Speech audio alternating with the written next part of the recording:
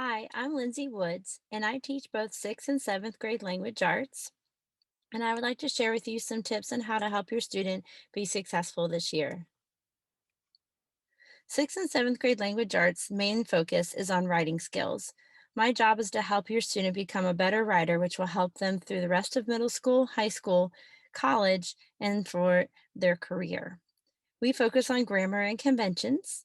We will work on spelling rules. And because I am a student at University of Florida getting my master's in instructional technology and design, one of the things I've been learning is the importance of active learning activities within the classroom. And so that's something that I am incorporating this year. We're trying some new things.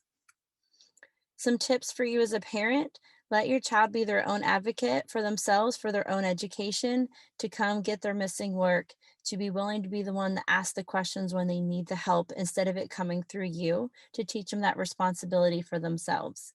Please encourage them to always read directions. It's so important, and they take it for granted and think they know what to do, but directions are vitally important because of small details that they miss.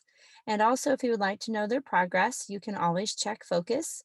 Yes, there will be grades in Schoology, but Focus is their overall language arts grade.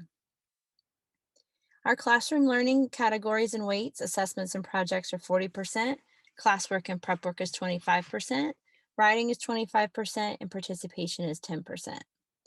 We encourage our students to always answer and complete sentences to get used to that writing practice, to always use good grammar, and to not take for granted the simple things like capitalizing the beginning of a sentence, punctuation marks at the end, and things like that.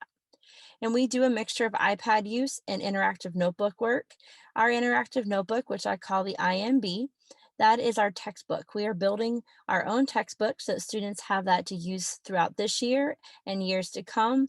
We have an output and input. I give them some information on the input page, and then they do an activity to show that they understand it for their output.